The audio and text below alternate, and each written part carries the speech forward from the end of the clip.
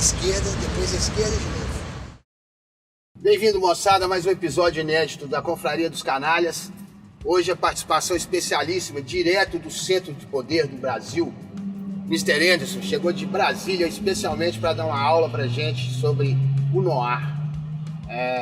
Nos quadrinhos, no cinema, na literatura. É uma referência espetacular, espero que vocês gostem. Vamos lá. Vamos lá, Saúde. Bem-vindo. Valeu, cara. Prazeraço. Prazer é meu. Co-fundador da confraria, tá, gente?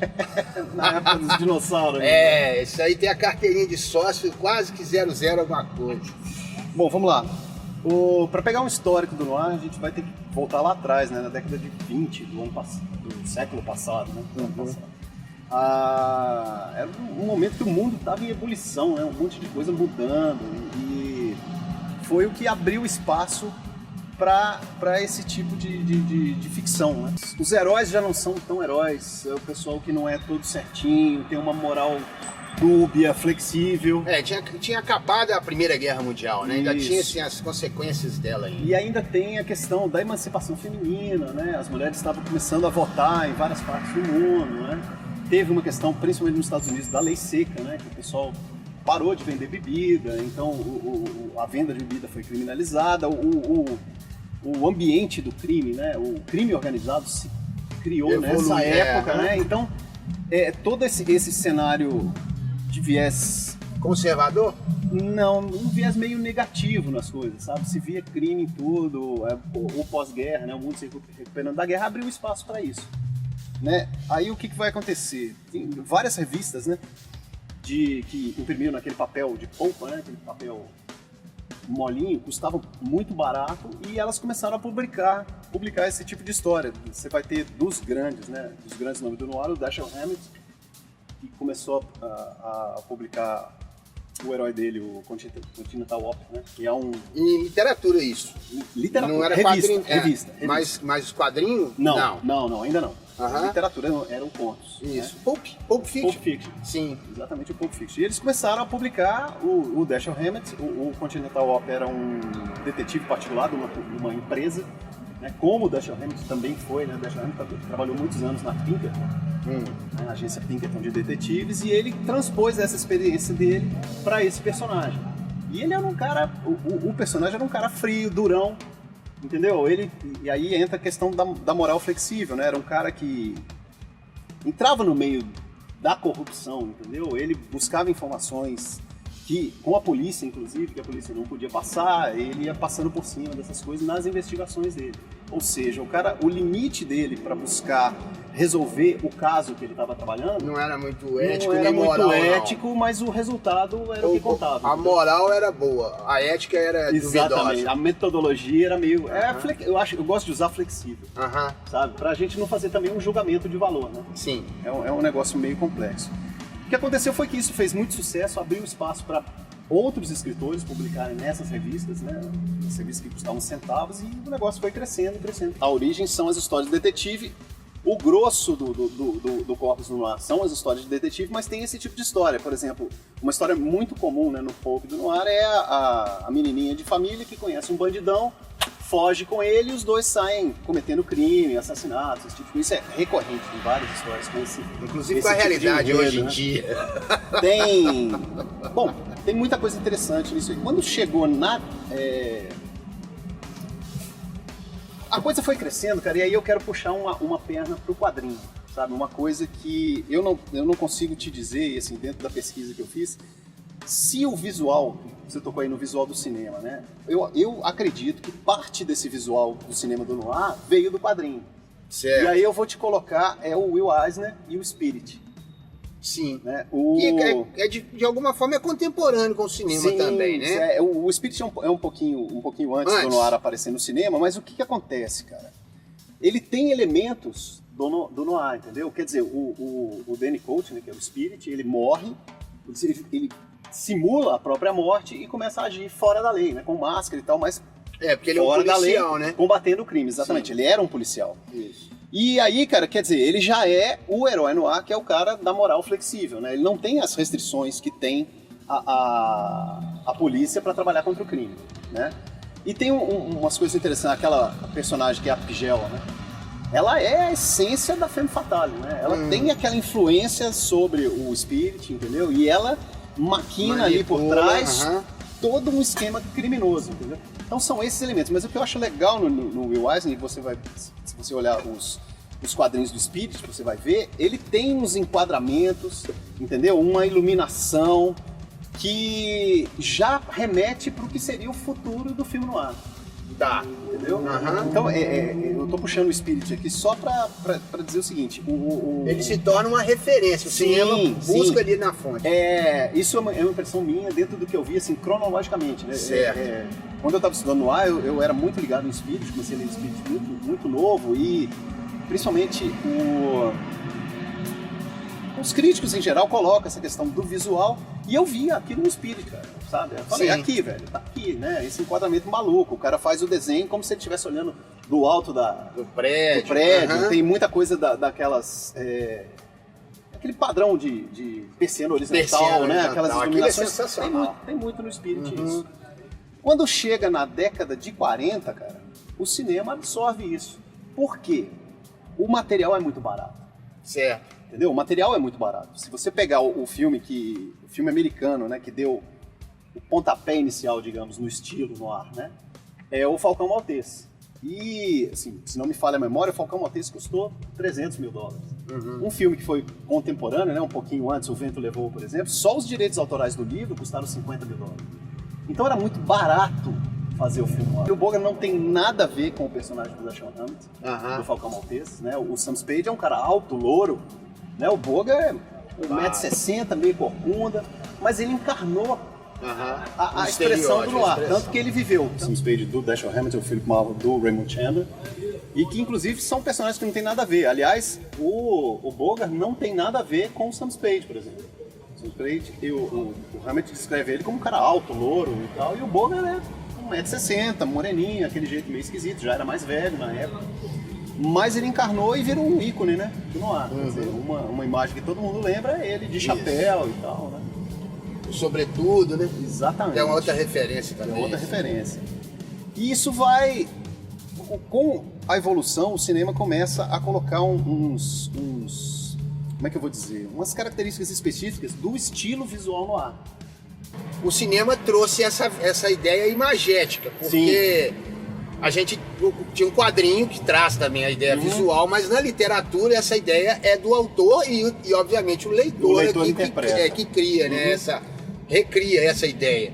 Na literatura, cara, tem esse clima sombrio, sim, mas você não encontra com frequência a descrição de ambiente. De ambiente desse nível, entendeu? Certo. Pô, tinha uma persiana que a luz estava entrando, não é assim. Não, essa então, imagem já vem no cinema, eu começo a ver isso lá no Will Eisner. Tem outros pontos que influenciaram esse visual noir, né? Outras questões. Por exemplo, você vem ali, né, na época da guerra, um pouco depois da guerra, os cineastas alemães que vêm para os Estados Unidos. Isso. E vão começar a trabalhar em Hollywood, entendeu? Então esses caras já trazem essa concepção do expressionismo, que são os enquadramentos disformes, né? Aquele negócio preto e branco, torto, muita coisa em diagonal.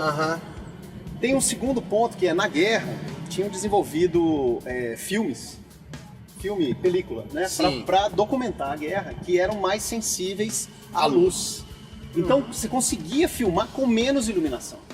Então você chega num ponto que o noir tem iluminação ambiente. Quase ambiente.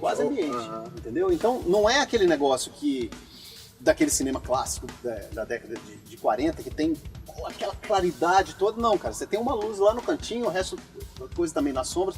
Tem a questão da persiana, que é muito presente no noir, entendeu? A câmera numa posição não muito convencional. Isso. E aí, cara, vai ter um cara, um cinegrafista, o John Alton, que ele vai desenvolver em cima disso, entendeu? O pessoal costumava... Estadunidense também? Sim, americano. John Alton, o pessoal costumava dizer que ele conseguia filmar uma cena noturna ao meio-dia em qualquer lugar, sabe? E o cara só ia trabalhando com, né, abertura e exposição e essas coisas pra gerar esse negócio, né? Nessa década de 40 o noir é essencialmente preto e branco, né? Depois vão aparecer já os noir tipo Live to Heaven, que é um filme do fim da década de 40, mas ele é todo colorido e é todo à luz do dia e é extremamente noir. O pessoal é bastante criativo nesse ponto, entendeu? por ser uma coisa barata, tinha muita experimentação, né? Sim. Eram uns diretores como os alemães, né? Que chegaram lá, pô, caíram nessa onda, né? O pessoal experimentava muito mais. Eram filmes que o pessoal chamava os filmes B, né? Era uma segunda categoria dentro dos estúdios. Até porque eram mais baratos, né? Muito mais barato, os cenários mais baratos, a iluminação mais barata, tudo Então foi muito prolífico, sabe? Foi muito influente. Cinema B quer dizer de cinema B de barato? Barato, fundamentalmente barato. Mais para os estúdios estadunidenses. O que vai acontecer, cara, a crítica especializada começa a enxergar isso, tá? E tem um outro evento que também ajudou a impulsionar o noir, que foi o seguinte: pós-guerra, né, tinha na França, né, que teve ocupada principalmente, uma Mas necessidade... aqui nós já estamos falando de Segunda Guerra, nós começamos na primeira, né? Sim, porque a literatura... aqui já é Segunda Guerra. Isso. Aquele papo que eu falei do filme mais sensível e tal, isso tudo foi desenvolvido durante Já a Segunda Guerra. Essa tecnologia de Segunda Guerra. Bem lembrado, bem lembrado. Isso. No pós-guerra, né, a França teve ocupada, tinha essa carência por produtos da cultura americana que eles não tiveram enquanto os alemães tiveram. E aí abriu espaço para trazer esses romances. E a Gallimard, que era uma grande editora lá, criou a Série Noire. Série Noire é uma série de livros que eles tinham capa preta, né? E eles batizaram o Série Noire, e o nome Noir acabou vindo para esse estilo a partir dessa editora. Olha. E eles tinham umas coisas que, assim, eles traziam os livros, traduziam e publicavam na França. Muitas vezes, cara, a tradução era uma reescrita. Sim. Entendeu? O cara não traduzia exatamente a obra, ele escrevia de novo, mas o negócio ficou extremamente popular. Os filmes vieram de reboque, ficaram extremamente populares. A indústria deitou e rolou. O pessoal do Cahiers de Cinema, né, que são os cabeções da crítica, né, de cinema, abraçaram esse negócio e falaram, cara, isso é fantástico. É o melhor que tá tendo. E aí ele passou a ter um respaldo intelectual também. Né? Sim. Quer dizer, saiu lá do Rastaquera, lá das revistinhas de Pulp, Pulp, né? E é bem exploitation mesmo, né? Que negócio, muitas vezes a capa da revista ou a capa do livro, você olha, não tem nada a ver, cara. Tem uma mulher meio vestida assim, mas não tem nada a ver com a história, mas era só pra vender, só pra chamar a atenção. Sim. Entendeu? Então saiu desse negócio, veio pro cinema e os bons diretores, os que estavam começando e começaram a experimentar e que cresceram, viraram grandes diretores depois, e veio a Cahiers de Cinema e deu esse empurrão, um suporte intelectual. Qualificou a coisa. Aí a partir daí o noir vira cult. E não morreu mais. Não morreu mais. Virou um estilo definitivo na indústria cinematográfica. E eu tenho um exemplo que eu acho muito bacana do sucesso e da influência do noir, é Blade Runner. Se você pegar o livro do Philip K. Dick, cara, ele não é uma história noir. Não. História não. Essencialmente ele não é uma história noir. E o Ridley Scott... Mas tem elementos lá, como como é que é o nome da personagem lá? Que era Rachel. Pois Sim, a situação dela com... Mas aquilo vai ser manipulado dentro do filme para se encaixar no estereótipo noir. Sim. Então ele transformou o Deckard num detetive noir. Ele transformou a Rachel quem faz numa isso mulher. É o cineasta. No livro do K. Dick, não. Não. Tá, nada a ver. Mas para mim o grande exemplo é esse. Sim. Entendeu? Como é que uma a mídia... influência é muito grande. Absorve a outra informação. A influência é muito grande. Na década de 90 tem uma série de filmes nessa linha. Que também era o filme mais barato, os diretores iniciantes começam a trabalhar em cima daquilo. Um exemplo aí é o Joel e o Ethan Coen. O primeiro filme deles, o Gosto de Sangue, é um filme noir, na essência, né? Colorido, mas tudo escuro, sombrio.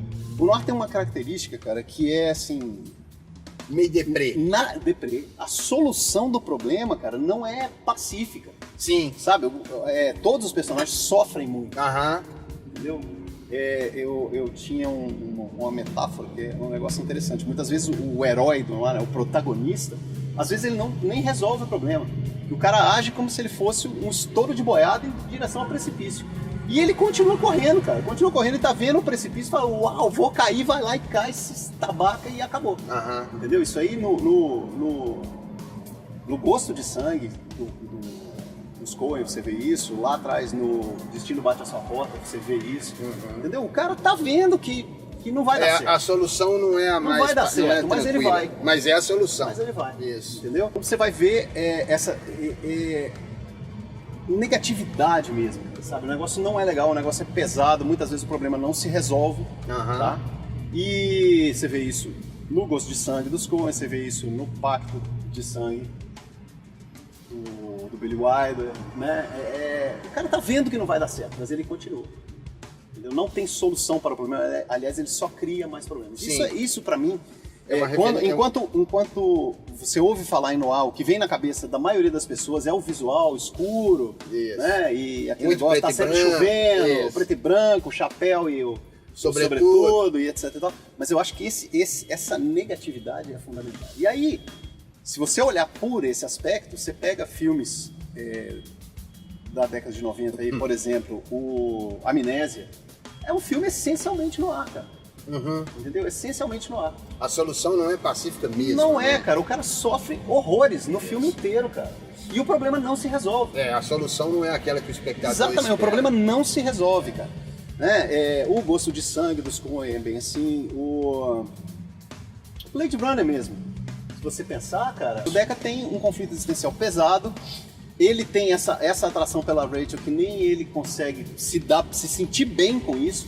Ele apanha horrores no filme inteiro, o cara tá todo arrebentado. Então, exatamente. É essencialmente no ar. Inclusive o final da primeira versão deixa de ser, né? Daí resolve tudo bonitinho, mas quando você vai ver a versão do diretor... É outra coisa. Exatamente. É outra coisa e levanta outras questões. Né? Então, se perpetuou. E aí eu tô falando perpetuou mesmo porque não acabou mais, né? Até hoje... Virou um padrão, virou um modelo. Exatamente. E o que eu queria chamar a atenção é isso. A maioria das pessoas pensa no visual no ar. Isso. Entendeu? Mas é o impacto, né? O conteúdo é muito importante. Pois é, e esse conteúdo é ele que vem na literatura, né? Sim, exatamente. O visual só vem depois, com o cinema, a essência do noir, pra mim, é o conteúdo. É esse negativo, é o sofrimento do protagonista, dos personagens em geral. Um exemplo legal que tem disso é Los Angeles Cidade Proibida. Los Angeles Cidade Proibida, cara, é tudo à luz do dia, é tudo claro, não tem nenhum maneirismo visual do noir, mas ele é essencialmente noir, cara. Entendeu? Os 3 protagonistas lá, cara, eles sofrem horrores do começo ao fim, enquanto estão vivos. Um deles até morre. Mas cara, dá tudo errado, né? Tudo, essencialmente, dá errado. Correto. Entendeu? Então pra mim, ele é um filme no ar, mas ele não tem o estilo visual no ar. Sim. São assim coisas como eu tenho estilo visual no ar em coisas que não são conteúdo no ar, tipo o Arquivo X. O Arquivo X é muito no ar, é muito escuro, entendeu? Os enquadramentos são muito do ar, mas, bicho, é muito mais ficção científica do que filme no ar. Então ele não tem o conteúdo. Na questão visual, muito filme de terror usou muito essa questão imagética do noir, né? De trabalhar com claro e escuro e trazer o mistério, o suspense. Cria atenção em cima mais o visual do que propriamente da história naquele momento. Perfeito, é isso mesmo. E aí, cara... Aí a gente tá nós estamos num momento histórico em que é a França que deu aqui esse impulso intelectual para uma coisa que era popular. Quando acontece isso, cara, você começa a ter mais recurso para criar o noir. Né? Que eu não tenho dúvida, cara, que se não tivesse esse suporte intelectual, um filme do nível de Blade Runner não existiria. Sim. Não existiria, porque é um filme muito caro. É um filme que tomou muito tempo de produção, etc e tal, mas ele tá ali, cara, e é esse suporte que fala, isso tem valor. Entendeu? Isso tem valor. Blade Runner, eu lembro, na época, né, quando a gente assistiu Blade Runner em 85... cinema, né? No cinema. Foi um fracasso de público. Depois do VHS é que virou cult. O pessoal saía do cinema e falando assim, cara, mas que coisa horrível. Eu lembro disso. Que coisa horrível mesmo, porque mesmo com aquele final, tudo se resolveu, foram felizes para sempre. Do Stanley Kubrick, né? Aquela cena, aquilo, eu me lembro quando eu saí do cinema, eu acho... O pessoal meio deslocado, assim, eu assisti no Paládio. Aí o pessoal falou, não, o filme terminou até bem, mas que filme sem pena em cabeça e tal. Eu falei, não, o final foi uma merda. E o filme é do caralho. O filme é do caralho, o final... Aí depois de anos, depois do VHS, que eles reeditaram o filme com um final melhor e tal, que É meio mercadológico também, mas... Não tem dúvida. Né? Não mas tem dúvida. Aí a galera descobriu o filme. Aí hoje o filme é cult e tal, porque na época não foi não. Tem um foi negócio, muito criticado. tem um maneirismo... E nem por isso que foi criticado. Foi criticado porque eu achava o filme estranho. Estranho. A sensação é estranha. Não é um filme de herói como qualquer outro. Exato. Né? Inclusive, o cara não é muito herói, né? Muito, ele é não. meio picareta, porra, não quero fazer isso. Ele, inclusive, não ele tá enche meu nem saco. caçando serviço. Cara, Exatamente. Ele não quer se envolver no negócio. Aham. Ele vai profissionalmente, né? Isso. Pô, preciso de grana, vou. Né? Isso. Um maneirismo horrível. Horrível não, né? Vamos dizer assim, eu vou chegar no horrível. Característico do noir é, muitos livros eles são narrados em primeira pessoa. Sim. Então, alguns filmes absorveram isso, aquela narrativa que eles chamam em off, né? O protagonista vai contando a história enquanto vai desenrolando as imagens. E aí eu vou narrando. dar um salto que eu vou falar com o Frank Miller, assim, chupou isso geral, né? Sim. É ele que traz isso a nível mercado, assim, industrial para os quadrinhos.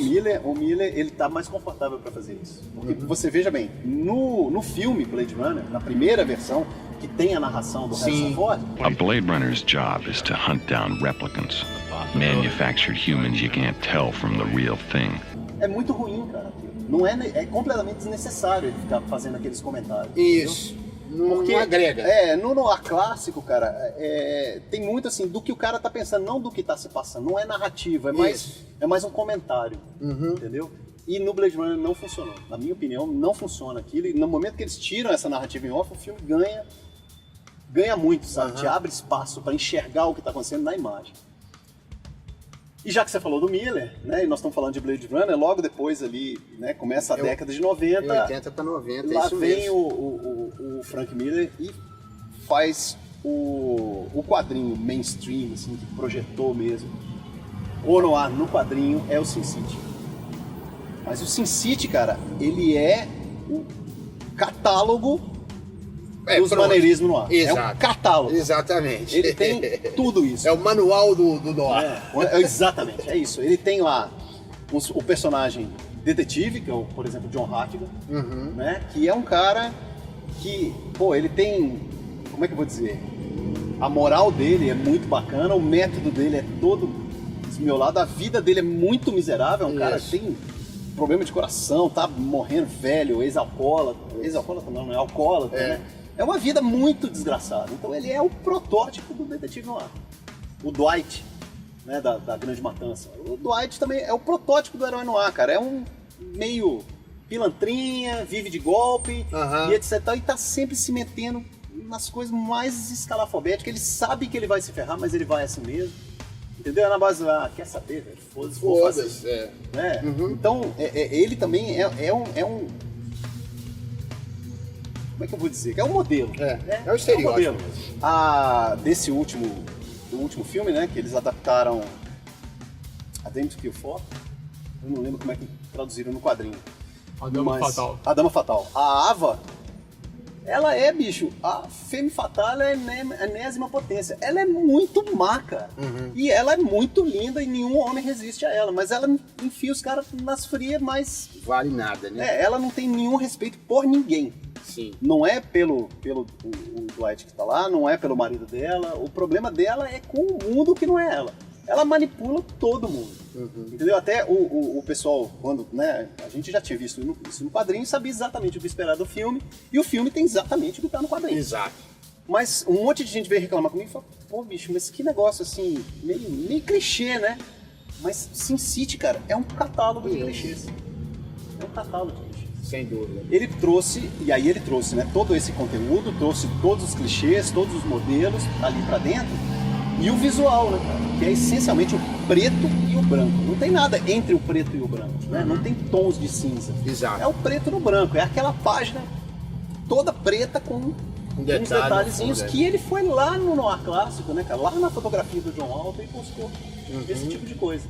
Né? E o efeito visual do Sin City é fantástico. Eu acho mais legal, inclusive por ele ser muito, muito cheio de clichês, né? O efeito visual acaba te prendendo muito mais do que o enredo propriamente dito. Exato. Deu pra perceber, eu sou fã incondicional do Sin City. Né? Eu defendo mesmo porque é o que o cara queria fazer. Sim. Né? O cara queria colocar ali um catálogo catálogo de clichês. Mas ele montou isso de uma forma muito legal. Né? Eu vira e mexe, eu busco o Sin City de novo, tô lendo o Sin City de novo, porque ele conseguiu juntar tudo do noir. Né? Ele tem o detetive noir, ele tem o pilantra, ele tem a femme fatale, ele tem uma figura no noir, né, que é o oposto da femme fatale, que é o anjo. É a menina, geralmente uma mulher, que tá ali para ajudar o herói. Entendeu? Então você tem isso. Apesar de a Gale, por exemplo, né, ela é violenta, mata e etc e tal, mas ela tá ali para ajudar o Dwight, cara. Ela curte ele, ela gosta dele, ela quer tirar ele do buraco. Entendeu? Então ela foge do estereótipo não da femme fatale, do anjo mesmo, né?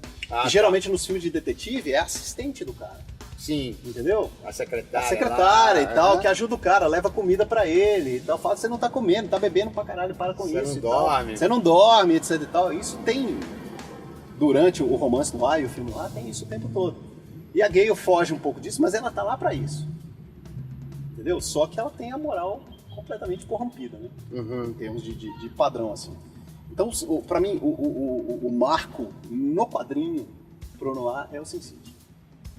Não tenha dúvida, não né? Tem, não, é explícito mesmo. Agora você falou, é um manual mesmo, um catálogo. É um catálogo mesmo. E ele foi primoroso, você tem que admitir que o Frank Miller foi primoroso. Eu acho legal o jeito que ele encaixa os clichês, entendeu? Um negócio que mostra bem como que o Frank Miller lida bem com esse negócio é uma historinha que chama O Cliente Sempre Tem Razão, que foi usada no trailer original do primeiro Sin City, e foi a abertura do filme do Sin City, né? Você tem uma sacada, uma mulher com um vestido vermelho, o cara chega, ele para do lado dela, eles começam a conversar, ele acende o cigarro dela, conversa, ele abraça ela e dá um tiro. Quer dizer, ela estava num enrosco indescritível, porque não fica claro isso na conversa, e contratou o cara pra matá-la. Entendeu? Então, cara, pensa no tanto que isso é ruim. Isso. Entendeu? É o fim da picada. A pessoa tá tão ferrada que contrata alguém pra matar, porque o que vai acontecer com ela é pior que a morte. Isso. Né? E naquele cenário, né? Aquela sacada com Nova York, o fundo, o xadrezão preto e branco, né? Um recurso que o Miller usa, ele deixa uma cor destacada, no caso o vermelho. Isso. Entendeu? E pro cara também, né, bicho? O cara tá ali, a mulher é bacana, etc e tal, mas eu vim aqui pra resolver o que eu fui contratado. E sem sentimento. Sem também, sentimento. Cara, sem sentimento. Resolve o problema dela. Né? Tem um lado do romance noir que são as histórias do Mark Hamill. Mark Hamill é um detetive e ele é isso aí, cara. Ele não tá nem aí pra nada, ele quer resolver o problema. Ele mata, ele tortura, ele não tem nenhum limite pra isso, entendeu? E o Miller bebeu muito nesse universo do Mark Hamill. Sabe? Foi a fonte essencial dele. A fonte essencial dele. Você falava de Frank Miller com o Sin City, e eu vou um pouco antes, que é quando ele surge na indústria de quadrinhos com força, né? Que é com o trabalho do personagem do Demolidor, que apesar de todo colorido, etc e tal, esses elementos estão lá. Né? A própria queda do Murdock, o cara se fode a história toda, né? Vai desconstruindo o personagem. Você pode enxergar o Demolidor como um herói noir. Sim. Com um pouco de flexibilidade, né? Porque eu não acho que ele é tão... invencível, né? Vamos dizer assim, ele é mais forte do que os heróis noir. Mas sim, ele tem essa coisa, ele só vive de noite, ele tem uma vida mais ou menos. Uma vida mais ou menos, ele se mete em umas enrascadas, até o comentário aqui A Queda de Murdock. A Queda de Murdock é um enredo bem no ar, né, cara? Não é? Ele só se ferra o tempo todo, né? E aí, cara, né, E o Miller tem muito do off, né? Sim. Que já isso era um recurso... O Demolidor no quadrinho, você tá sempre vendo o que tá passando na cabeça do Matt Murdock. Quando você pega o Cavaleiro das Trevas também do Miller, a neurose, né? Como é que você vê que o Batman é um cara neurótico dentro dessa ideia do... Você vê que é o que eu chamei a atenção lá atrás. É um comentário em cima da ação. Né? Ele não tá descrevendo a ação, não tá explicando a ação. Ele tá fazendo um comentário assim, pô, eu me sinto assim. É coisa bem, tipo bem pessoal. É bem do personagem. É bem personagem. Eu acho que isso funciona muito bem. Né? Aí o que acontece com o Demolidor? O Demolidor virou aquela série. Essa série recente. Essa série recente que tem milhares de elementos do noir. Tem, cara, e principalmente visuais. Né? Sim. Mas ele tem esse negócio de... Ele entra na cozinha do inferno lá, ele vai no fundo do poço. Entendeu? Resolver os problemas dele. A namorada dele, que depois vira secretária, também ela é um anjo, né? Você já viu? Ela e tá ela lá pra ajudar o tempo todo. E ela... Mas a vida dela particular também é uma lixo, desgraça. Né? Não, e ele vai lá e resgata. Isso. E ela vai dar a sustentação todo o apoio pra ela. em retribuição ao que ele fez por ela. Isso. Né? É uma relação interessante a dos dois, né? Tem o Fog Nelson, né, cara? Que é um cara meio que tá lá pra ajudar ele também, mas que não entende muito bem o que tá acontecendo. Exato, né? é o último a saber. É o último a saber do negócio. E então tem todos esses elementos lá. Na série eles colocaram muito elemento mais visual. Sim. Né? Tudo escuro, tem aquela coisa que você falou, a tensão, o que será que tem ali atrás, Exato. entendeu? O cara nem sempre tem domínio de tudo que tá acontecendo, então tem aquela insegurança, né? É por aí. E você acha que a Jessica Jones tem mais? Pois é. Nessa série, não? Porque o Bendis, você leu as histórias dela. Sim. E o Bendis se matou a pau, né? Quando ele surgiu. Eu não tenho tempo que eu não leio ele, mas ele matou a pau quando ele surgiu. Inclusive eu me lembro que muita gente, muitos fãs de quadrinhos não gostavam, porque achava muito verborrágico, gostava mais de ação. Sim. E o Bendis não é um cara de muita ação. Não é um cara de muita ação. Ele é mais mais de argumentação. E eu percebi isso nos dois seriados, tanto no Demolidor como na Jessica Jones. O Jessica Jones, cara, é engraçado que eu escrevi um texto uma vez falando assim, a história do detetive noir, ela desenrola a partir de um momento padrão. E geralmente é assim. É um escritório, né? Onde o cara tá lá. O detetive tá lá, aí tem a porta com vidro, alguém vem chegando na porta, abre a porta, entra, descreve o problema e a partir dali começa a desenrolar a história. A Jessica Jones só tem uma diferença do começo a desenrolar a história, o vidro tá quebrado. Quebra a porta toda hora. Exatamente, o vidro tá quebrado. Mas vem os pais da menina, Isso. Né? Tem todo um padrão. No primeiro episódio tem toda uma contextualização antes disso. Né, com narrativa em off, ela contando como que ela chegou ali, o que que ela faz. Isso. E ela vai conversar com esqueci o nome da amiga dela, a advogada. E ela fala assim, te indiquei um pessoal pra te procurar lá, etc. Que aliás tá excelente no papel, né? E ali começa a desenrolar a história. No momento que chegam os pais da menina lá, e exatamente nesse clichê. Eles vêm andando, abre a porta, entra, olha, nos indicaram, parará, não sei o quê, etc e tal, senta lá, explica o problema e lá vai Jessica Jones, detetive noir. Isso, e é legal que você está chamando a atenção para esse detalhe, porque se eu não me engano, porque eu vi uma vez só, começa ela quebrando essa porta, atravessando um cliente pela porta. Não, exatamente. Ela começa mostrando que ela foi contratada para fotografar a mulher do cara, etc e tal. Na hora que ela apresenta as fotos, e aí você vê só o vidro e eles dois discutindo lá dentro. Isso. Ela apresenta as fotos pro cara, o cara fica puto, esculhamba com ela pega e fala assim, cara, quer saber? Foi isso que você me pagou pra fazer, sai daqui, o cara não sai, etc. Ela joga ele pela janela. Isso. Pela porta. Pela porta. E a partir daí tem esse negócio da porta quebrada. Isso. E aí parece que foi uma brincadeira, meu diretor, para quebrar esse... Você tem certeza? Eu não tenho certeza que foi. O cara brincando com esse clichê. Isso. O Jessica Jones eu tenho as cenas escuras, eu tenho a narrativa em off, mas eu tenho um negócio que eu achei o mais brilhante, e aí eu tenho discutido com as pessoas, nem já botou a mão na minha cara, fala que eu sou maluco, etc. A inversão de gênero. A inversão de gênero, cara. A detetive é mulher. O anjo é homem, né? O anjo é o vizinho. O vizinho que é drogado. A femme fatale é o que eu vi.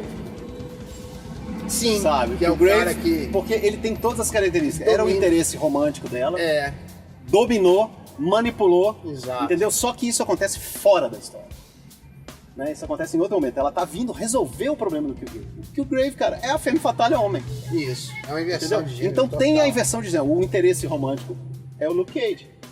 Que é o cara, bonitão, saradão, etc. Que é o que tinha no cinema. Né? Aquela mulher linda, maravilhosa, que o cara curte ela. No caso lá do Falcão Maltese, por exemplo, era a mulher do sócio dele. Sim. Entendeu? O Sam Spade era apaixonado por ela, tinha um rolo com ela lá. Entendeu? Então, aí entra o Luke Cage. É um cara bonitão, saradão, a mulherada toda acha o máximo, entendeu? Ele é o interesse romântico, só que ele é homem, cara. Então tem toda essa inversão de gênero. Tem um subtexto feminista muito forte no Jessica Jones e eles adaptaram os elementos do noir exatamente nesse subtexto para transmitir essa mensagem. Com a inversão de todos os ícones, né? Inversão total. Até porque no caso do Cage ele é negro, né? Exatamente. Interessante. É fantástico, cara. Eu gostei muito. Já tô começando a gostar mais do que o Demolidor. Eu prefiro não comparar. Não. O Demolidor me tirou o sono naquela série. A Jessica Jones igualmente. Agora, a Jessica Jones ela tem isso, ela é mais lenta. Tá? O pessoal reclamou muito assim. Eu achei que tipo assim, da metade pro final, eu achei que enrolou muito. Mas é coisa de seriado. Pensem no seguinte, que esse enrolou muito ajuda a, primeiro, eu tenho mais eventos negativos acontecendo. Sim. Ou seja, tudo que a Jessica Jones tenta fazer dá errado. Tudo que ela tenta fazer dá errado. Exato. Entendeu? E esse desespero que é característico do herói noir, ou seja, cara, eu preciso resolver e nada tá dando certo, ele se multiplica em função disso. Então não me incomodou. Tá, mas você tocou numa questão aqui, o desespero do herói, né? Do personagem, porque não é herói. Do protagonista, porque não é herói. Em resolver. Eu não vejo. Não imagino que no caso do noir, da literatura, ele tenha essa preocupação. Muitas vezes. Assim, preocupação não, ele dá tudo errado, mas normalmente ele não tem esse drama de. Aí eu vou tomar base pelas obras do Frank Miller, o Sin City, por exemplo. O cara tá pouco se fudendo se tá dando certo ou se tá dando errado. Ele tá entrando pra dentro. No caso da Jessica Jones, eu achei que ficou dramático demais, assim. Ela também já não tava aguentando aquele negócio de não conseguir resolver as questões. Tem muitas vezes, cara. Mas é uma questão particular no Jessica Jones, né? Nós estamos falando de noir geral. Então pode ser que a gente tenha saído um pouco. Voltando à Jessica, né? Eu tenho a impressão que talvez seja até a questão de ser estadunidense, é um seriado que para se tornar popular, o cara também desvia um pouco desse modelo, né? Ou desse padrão. Porque talvez seja isso, não sei, posso estar enganado. O cara que tenta fazer você gostar do personagem, porque no noir, no noir você não tem, não existe essa preocupação de você gostar ou não do eu vou protagonista. te falar que tem e não tem, sabe? Porque, vamos pegar lá no Pacto de Sangue, né? O cara vai se envolvendo com a mulher do cara para dar o golpe, ou seja, matar o marido e receber o seguro, entendeu? E esse cara, o personagem que esqueci o nome dele, cara, Fred Decker, esqueci o nome do cara. Mas ele vai compreendendo, entendendo a fria em que ele se meteu, entendeu? E ele quer encontrar uma saída e não consegue mais. Então, você se identifica com o cara, mesmo ele sendo um pilantra de quinta categoria. Porra, ele topou se juntar com a mulher pra matar o marido e receber o seguro. Entendeu? Só que de repente ele saca, se dei mal, velho. Esse Pacto de Sangue é aquele que o cara é um roteirista de cinema? Não. Ele é um agente de seguros. Ele é um corretor de seguros. É um corretor de seguros. Porque tem um nessa linha do Crepúsculo dos Deuses. Crepúsculo dos Deuses é um nó estranho, né, cara? Porque aquele filme é estranho demais. Cara, ele cria uma dependência. Ele cria uma dependência com aquela dona lá que é indescritível. Né? E ali vai ficando todo mundo louco, né? Sem dúvida. Vai ficando todo mundo doido. Todo mundo. E a abertura daquele filme, aquele velório do macaco, é um negócio assim. Cara, quando começou aquilo, eu falei, pô, que é isso que eu farei pra ver? E é impressionante. Mas vale o sacrifício. Não é sacrifício nenhum, é sensacional. É sensacional. Sensacional. Não é muito rico, cara, muito rico nesse sentido, sabe? Tem um do Hitchcock, que é uma história similar. O camarada tá num trem, encontra com um ex-jogador de... Troca o crime. Exato. É a mesma linha, né? Patrícia Highsmith, né, cara? É um dos grandes nomes do noir. Né? O Hitchcock, eu vejo o noir no Hitchcock, por exemplo, o Pacto Sinistro, esse filme do trem. Sinistro. E, pô, até o Corpo que Cai, cara, é essencialmente noir. Sim. Essencialmente noir. Uma armação que eles fazem em cima do cara. Isso. É fantástico aquilo, cara. Essencialmente noir, e não é preto e branco. E não é de noite, mas a essência do negócio tudo dando errado. O cara tudo dá errado pra ele. É verdade. Né? Ele cria dependência em cima da mulher, a mulher manipula ele de várias formas, em vários momentos. O universo do noir, como é um negócio longevo, né? Vem da década de 20 até agora, quer dizer, nós estamos com quase 100 anos dessa cultura, né? Isso. Se a gente quiser ficar falando aqui dias e dias, nós vamos... Né? Mas eu acho que a gente pegou bem a essência do negócio em mídias, né? E chegamos até a Jessica Jones, que é coisa mais nova, né? Seriado e quadrinho, cara, tá espalhado pra todo lado. Bom, então tá aí, moçada, mais uma aula pra gente aí, pra aproveitar a Confraria dos Canalhas. canalhaço, conhece tudo de Noá e de canalice, sócio fundador Atleticano. e do lado do poder. Tá lá para nós agora. Isso aí, Gustavo. Obrigado pelo convite, gente. Galo doido. Ah, Noá, hein? Preto e branco aí. Preto e branco. Faz um joinha lá pra gente, curte lá a página e espalha pra galera.